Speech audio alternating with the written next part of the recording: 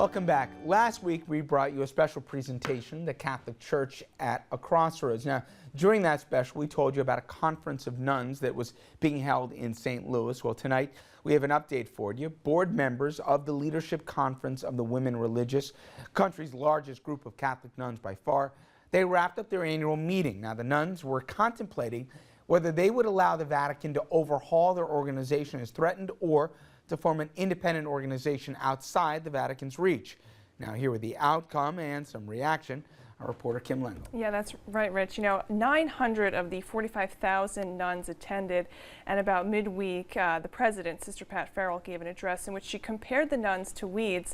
And we have a quote from that address. She says, "It crops up anywhere without permission, and most notably of all, it is uncontainable." That was Sister Pat Farrell, the president of the Leadership Conference of Women Religious. So, given the fact that she compared the nuns to weeds, it fueled speculation that these nuns were actually going to go rogue and they were going to create an independent organization of the Vatican. Nuns going rogue, yeah. But they didn't. You know, you have to consider that these nuns were bold enough to speak out about being pro-choice, to support Obamacare.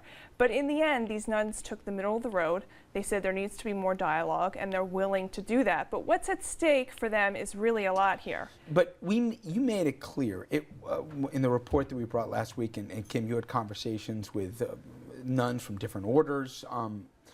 It wasn't just the nuns that were taking political positions here. It was nuns that were doing work, as a majority of nuns do, in the tougher areas with the populations in this country that are often neglected or forgotten.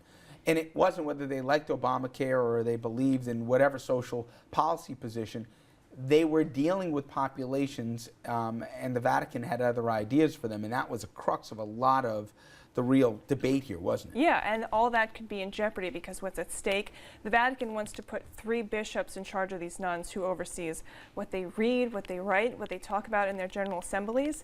And what they do. Yeah, and we don't know at this point if some of that social justice work will be scaled back because the Vatican wants them to promote more anti-gay and, you know, pro-life themes. Yep.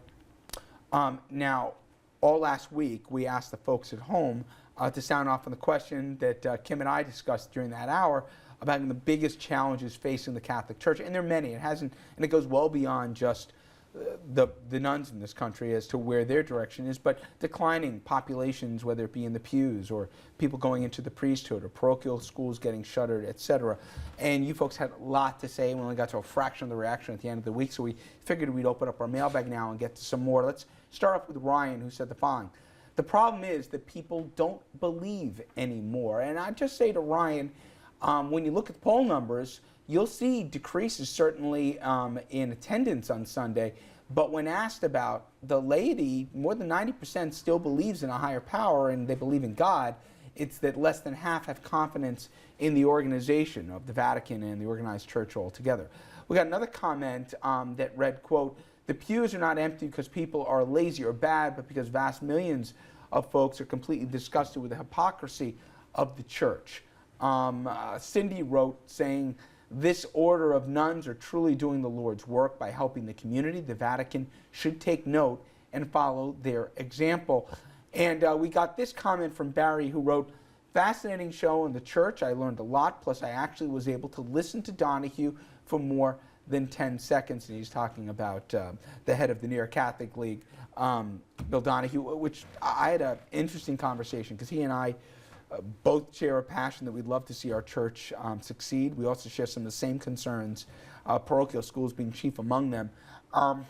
But I don't know at the end of it where we go. I always thought the laity to be more heard, but you get almost a resignation from folks you speak to.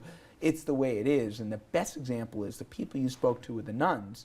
At the end of the day, you know, they got in line. Well, and that was, but the one thing that did come out of the conference was many sisters had stood up and said, we want women to have a larger role and we want the laity to have a larger role in the direction of the church. Whether that happens or not, we'll have to see. Absolutely. Anyway, thank you. And again, Kim did a lion's share of that program, and she did a great job.